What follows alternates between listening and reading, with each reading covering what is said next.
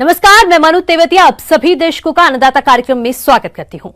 2019 में हमने अन्नदाता कार्यक्रम के माध्यम से देश के किसानों के लिए खेती की नई नई कृषि तकनीकियां और कृषि सह व्यवसायों के प्रति जागरूक करने में अहम भूमिका निभाई है, जिसे अपनाकर किसान काफी लाभान्वित हुए हैं। तो आइए देखते हैं एक नजर में। किसान भाइयों, आपके साथी, सहयोगी, मार्गदर्शक अन्नदाता कार्यक्रम के माध्यम से हर साल की तरह इस साल 2019 में भी आपकी समस्याओं के काफी हद तक समाधान की कोशिश हमने की है और इसके लिए हम आपको प्रतिदिन खेती बाड़ी से संबंधित तमाम नवाचारों को दिखाते हैं, जिससे किसान प्रेरित होकर खेती की नई नई तकनीक को अपनाएं और समृद्ध हो सकें। क्योंकि किसानों की बढ़ेगी आय तभी तो बढ़ेगा इंडिया। यही रहा है हमारे कार्यक्रम का मुख्य उद्देश्य। इसीलिए आज देश के किसानों के विकास के लिए धड़कन बन गया है अन्नदाता कार्यक्रम। किसान हमारे देश के अन्नदाता हैं और वे ही हमारे देश के भाग्य विधाता हैं। ऐसे ही भारतीय किसानों को खेतीबाड़ी से जुड़ी हुई बहुत सी नई लाभकारी जानकारियां देने के लिए हम हर रोज सुबह आपके साथ आते हैं। तो चलिए मिलते हैं कुछ सफल किसानों से। मैं रतनलाल यादव, गांव लोरवाड़ा, जिला जयपुर का रहने वाला हूं और आज मैं आपको बताना चाह रहा हूं कि हमारे जो भैंस पशु जो रखते हैं उस हिसाब से हम भी वहां से पशु लेके आए 4-5 पहले शुरुआत में। और आज की मौजूदा तारीख ये है कि हमारे पास 80 पशु है, जिनमें से करीब 34-35 पशु अभी मौजूदा दूध दे रहे, 16 पशु हैं बिना दूध देने वाले हैं और 29 के करीब पशु जो छोटे बच्चे हैं, मतलब 14,900 रुपये का खर्चा हो जाता है। उस हिसाब से पर डे का हम निकालते हैं तो 24,960 रुपये का पर डे का दूध होता है हमारा। उसमें से पर डे की जो बचत है वो करीब करीब हमारे आ जाती है यहाँ पे 10,060 रुपये। उसी हिसाब से हम जैसे महीने का करते हैं तो बचत 3,01,800 रुपये की हमारे को पर मंथ बचत आती है। सब खर्चा काट पीट के, दवाइयाँ, बाट, चारा, लेबर सब काट पीट के 3,01,800 रुपये की पर मंथ बचत आती है हमारे को। हमने 1 बीघा जमीन में काकड़ी बोई है। पहले तो 3,000 रुपया में तो ट्रैक्टर को खर्च होगा, बाजो तो यो खाद गिराई, खिलाऊ कटाई का 3-4 हज़ार रुपया, वो खाद को, दवाइयाँ को, DAP को, गोबरिया को, वो खर्च होगा जो बढ़िया पैदावार से। उम्मीद से 30-40 हज़ार रुपये की तो बिक गई और हालत आई भाई कच्ची तो कम से कम 1 बीघा में और बिक जाएगी। बढ़िया चल रहा, नहीं कोई रोग हो को ना, बढ़िया चल रही, भाव भी बढ़िया सही टीम। मैंने 1.5 बीघे हजारे की खेती की है। इसके लिए मैं पहले जून में पौध तैयार की है। जून में मैंने पौध लगा दी और हर दूसरे, तीसरे, चौथे, 5वें दिन इसमें पानी देता रहा। तुड़ाई के लिए मेरे पास मेरे घर के आदमी हैं।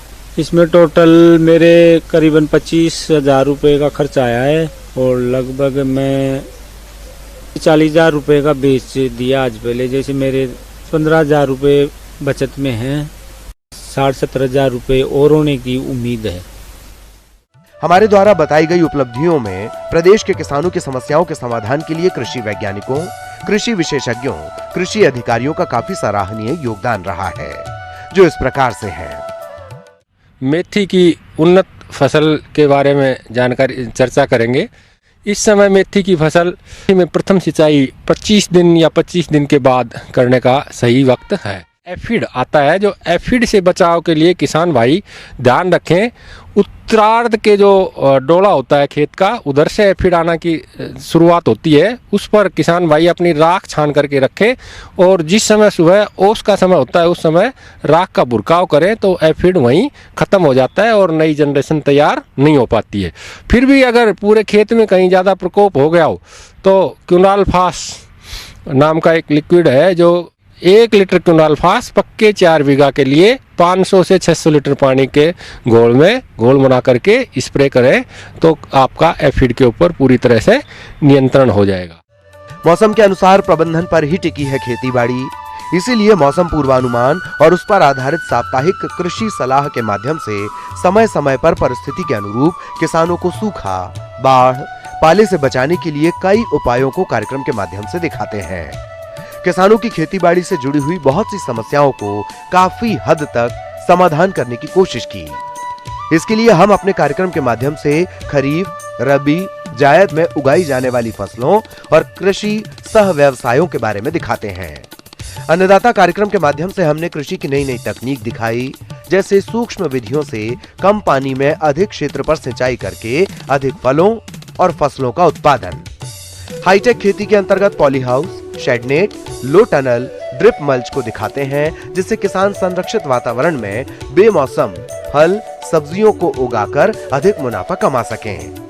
अन्नदाता निशुल्क हेल्पलाइन फोन संपर्क सेवा के माध्यम से किसानों द्वारा पूछे गए प्रश्नों को हम अपने कार्यक्रम के माध्यम से प्रतिदिन दिखाते हैं, जिससे किसान लाभान्वित होते हैं। किसान भाइयों को कृषि उत्पादों का अच्छा बाजार भाव मिले, इसके लिए हम प्रतिदिन राज्य की कुछ चुनी हुई मंडियों की प्रमुख फसलों के बाजार भाव भी दिखाते हैं, जिससे किसानों को अच्छा मूल्य मिला।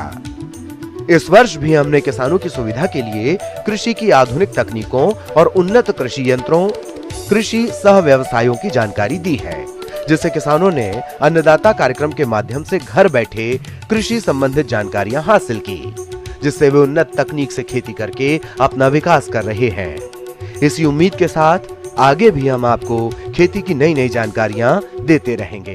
अपने राज्य में इन दिनों सर्दी और कोहरे के प्रकोप से आम जन बेहाल है, लेकिन किसान इस सर्दी में सबसे ज्यादा परेशान हो रहे हैं, क्योंकि फसलों पर पाले की मार पड़ रही है। तो किसान किस प्रकार से बचाएं अपनी फसलों को पाले से, इस बारे में जानकारी दे रहे हैं कृषि महाविद्यालय गोनेरा के assistant professor doctor Ajit Singh. प्रिय किसान भाइयों, आज हम आपको पाले के बारे में बताएंगे कि फसलों को पाले से कैसे बचाएं। हमारे किसान भाई हैं, बहुत अच्छी मेहनत करके फसल को तैयार करते हैं और सर्दियों के टाइम आते ही फसलें एकदम लहराती होती हैं। अचानक से सर्दी बढ़ जाती है।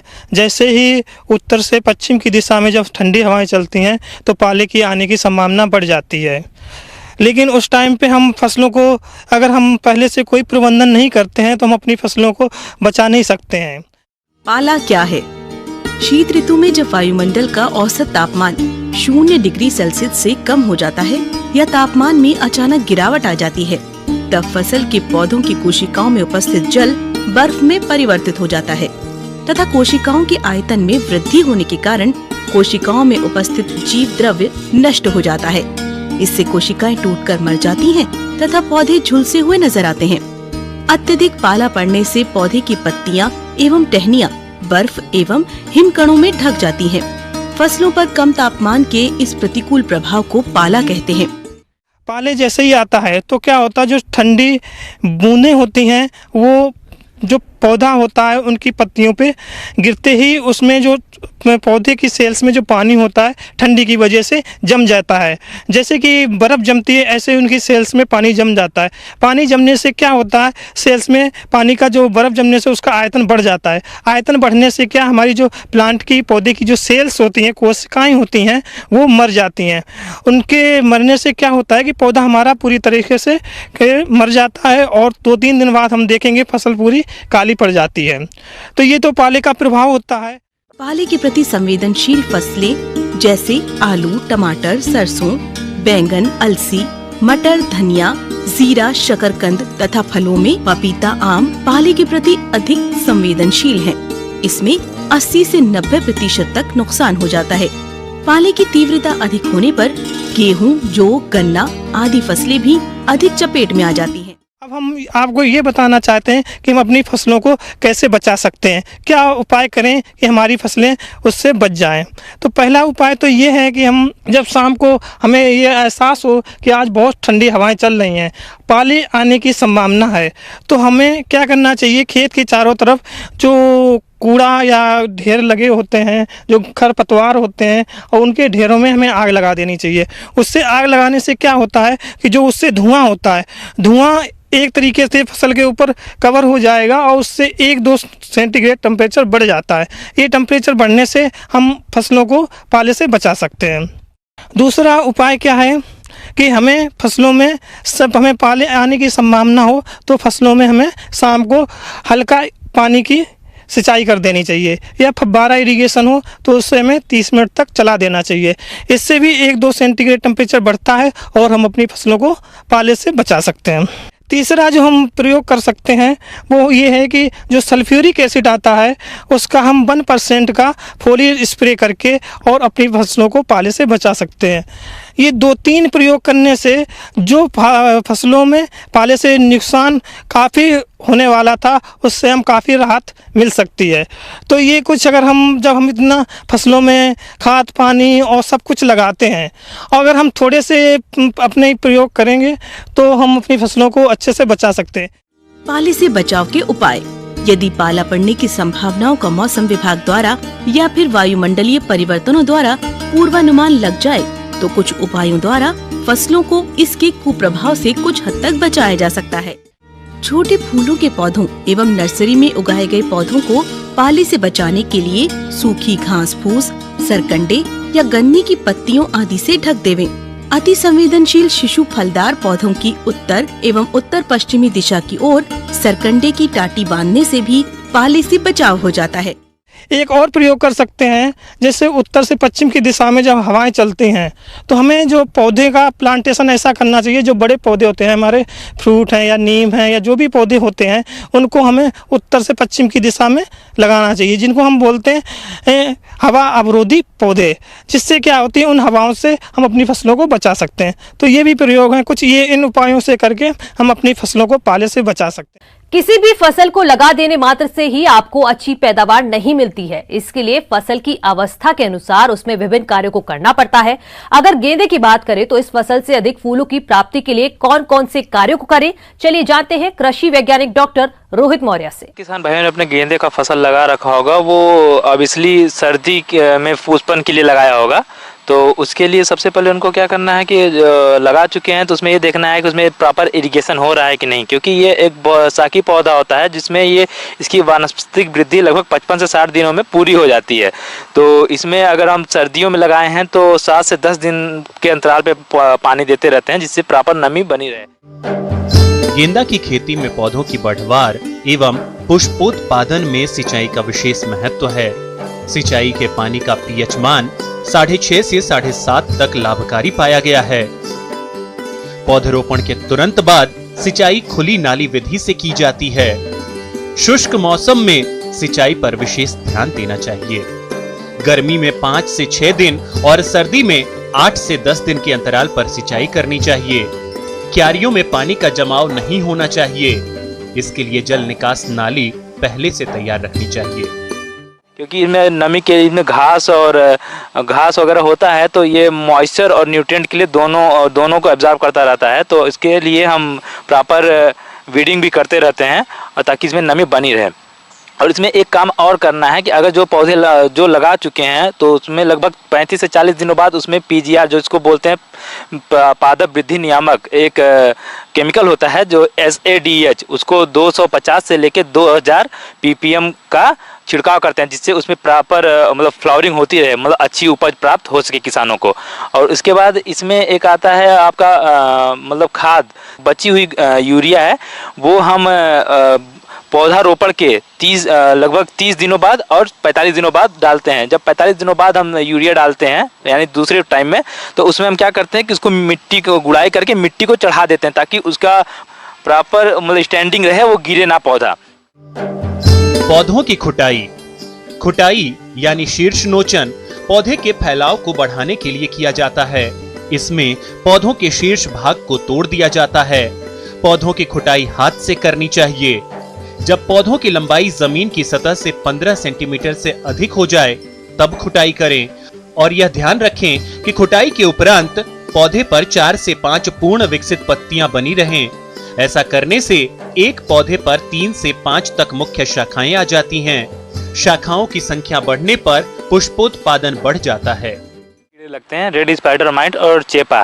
तो रेड स्पाइडर माइट जब लगता है तो वो क्या करता है कि उसकी पत्तियों से या पत्तियों के ऊपरी हिस्से से रस को चूसता है, या फिर जो एकदम नरम रहते हैं पौधे के पार्ट्स, उससे रस चूसता है। इसके लिए हम मैलाथियान या फिर मेटासिस्टाक 0.2% का छिड़काव करते हैं। चेपा ये हरे रंग का होता है। ये पत्तियों की निचले सतह से रस को चूसता है, जहाँ से चूसता है वहाँ पे पत्तियाँ काली पड़ने लगती हैं और इसका अच्छा सा ग्रोथ नहीं हो पाता है। इसके लिए हम मैलाथियान डाइमेथोएट यानी रोगार का 300 ml प्रति लीटर 300 ml लगभग 500 लीटर पानी में डाल के छिड़काव करते हैं, या फिर मेटासिस्टाक्स का भी 0.2% का घोल बना के छिड़काव करते हैं। कैटरपिलर हरा एवं भूरा काले रंग का कीट है। यह गेंदा फसल की पत्तियों, टहनियों एवं कलियों को नुकसान पहुंचाते हैं। इसकी रोकथाम के लिए 1.5 मिलीलीटर मैलाथियान 1 लीटर पानी में घोलकर छिड़काव करना चाहिए। लीफ माइटर कीट, इस कीट के नर एवं मादा दोनों गेंदा फसल को नुकसान पहुंचाते हैं। गेंदा में इसका प्रकोप होने पर पत्तियों में सफेद धारियां बन जाती हैं और पौधों की बढ़वार कम हो जाती है। इसकी रोकथाम के लिए 1.5 से 2 मिलीलीटर प्रति लीटर पानी में घोलकर छिड़काव करना चाहिए। और इसमें एक और होता है पत्ती झुलसा रोग, इसके लिए हम डाइथेन M का 0.2% घोल बना के छिड़काव करते हैं। और एक इसमें सबसे सीरियस डिजीज होता है पाउडरी मिल्ड्यू। पाउडरी मिल्ड्यू के लिए हम घुलनशील सल्फर यानी सल्फेक्स का घोल बना के इसमें छिड़काव कर देते हैं, जिससे इसमें लगे ना ये डिजीज। उसके बाद इसमें आता है आपका तो तुड़ाई के लिए। तो जब हम इसकी तुड़ाई करते हैं तो उसके लिए हम इसके लिए या तो मॉर्निंग आवर लेते हैं, जब धूप निकलने के पहले यानी 7 बजे के पहले, और शाम को 5 बजे के बाद, ताकि इसमें जो नमी बनी रहती है, जो उसके अंदर ह्यूमिडिटी रहती है पौधे की या फिर फूल के, वो बनी रहे। और इसको तोड़ने के बाद हम छांव वाले इलाके में या फिर टीन शेड में या फिर कहीं छप्पर में रखते हैं, ताकि अच्छा खासा बना रहे और अच्छे से इसको मार्केट में भेजा जा सके। इसकी पैकिंग के लिए या तो हम लिफाफे में पैक करते हैं या बांस की बनी हुई टोकरियों में पैक करते हैं, ताकि ये मंडी में आसानी से भेजी जा सके और प्रॉपर अच्छा बना रहे। मेरे बताए गए बातों को किसान अगर अपने अमल में लाएंगे तो इससे उनकी उत्पादन और उत्पादकता दोनों बढ़ेगी, जिससे उनकी आय में वृद्धि हो जाएगी। अन्नदाता हेल्पलाइन निशुल्क फोन संपर्क सेवा के माध्यम से आपके द्वारा पूछे गए प्रश्नों में से 1 या 2 महत्वपूर्ण प्रश्न को हम अपने कार्यक्रम में शामिल करते हैं। इसी के तहत आज का चयनित प्रश्न और उसका जवाब इस प्रकार। अपने राज्य में कृषि मुख्य आय का स्रोत है। खुरपका मुंह पका रोग, ये विषाणु जनित रोग होता है। इसके अंदर टेम्परेचर जो ताप होता है वो 105 से 7 बहुत तेज हो जाता है, 105 से 7 डिग्री तक हो जाता है, और मुंह से लार पड़ती है, खुरों के अंदर, मुंह के अंदर, इसके अंदर छाले पड़ जाते हैं, जीभ के अंदर छाले हो जाते हैं। पशुओं को FMD रोग से बचाव के उपाय। इस बीमारी से बचाव के लिए पशुओं को पॉलीवेलेंट वैक्सीन के वर्ष में 2 बार टीके अवश्य लगाने चाहिए। बछिया में पहला टीका 1 माह की आयु में, दूसरे तीसरे माह की आयु तथा तीसरा 6 माह की उम्र में, और उसके बाद नियमित सारणी के अनुसार टीके लगाए जाने चाहिए। बीमारी हो जाने पर रोगग्रस्त पशु को स्वस्थ पशुओं से अलग कर देना चाहिए। बीमार पशुओं की देखभाल करने वाले व्यक्ति को भी स्वस्थ पशुओं के बाड़े से दूर रहना चाहिए। बीमार पशुओं के आवागमन पर रोक लगा देना चाहिए। रोग से प्रभावित क्षेत्र से पशु नहीं खरीदना चाहिए। पशुशाला को साफ सुथरा रखना चाहिए। ये दूषित चारे पानी से भी फैलता है, और जो इसकी देखभाल करता है बीमार पशुओं की, उससे भी फैल जाता है। और इसके अंदर जो पशु इस रोग में आ जाता है, उस पशु को स्वस्थ पशुओं से अलग रखना चाहिए, क्योंकि यह छूतदार रोग है। एक पशु के संपर्क से में आने से दूसरे पशु को भी फैल जाती है। तो स्वस्थ पशु को उसका खाना, पानी, दाना सब अलग से व्यवस्था होनी चाहिए। और जो उसकी देखभाल करता है वो बाड़े से बाहर आने के बाद में उसको अपने हाथ पैर साबुन से, इनसे डिटोल से धोना भी चाहिए। पशुओं में ये रोग आ भी जाता है तो अपने निकट के पशु चिकित्सालय से संपर्क करके डॉक्टर को दिखाएं और इससे इलाज कराएं। और इसका प्रतिवर्ष टीकाकरण करा के पहले से ही इसका टीकाकरण करा ले तो ये रोग नहीं आएगा और अपन बहुत बड़ी आर्थिक हानि होने से बच सकते हैं। इस तरह से पशुपालक भाई अपने आर्थिक हानि को होने से रोक सकता है।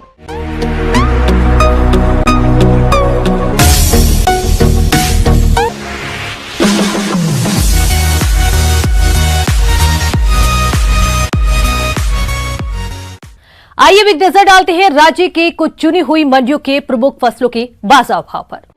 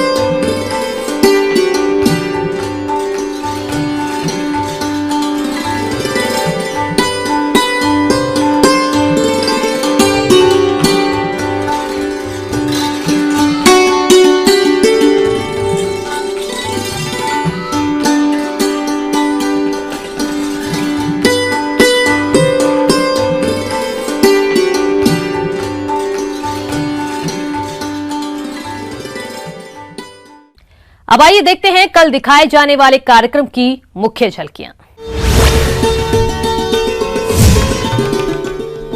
बाजरे के उत्पाद बनाएं और अच्छा मुनाफा कमाएं।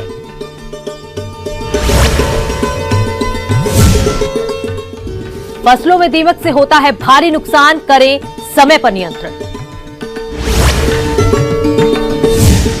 किसान भाइयों, अन्नदाता आपकी सेवा के लिए संकल्पित है। कृषि संबंधित समस्या और सुझावों के लिए आप हमें इस पते पर संपर्क कर सकते हैं। प्रोड्यूसर अन्नदाता, news 18 Rajasthan, Ramoji film city, Hyderabad 501512।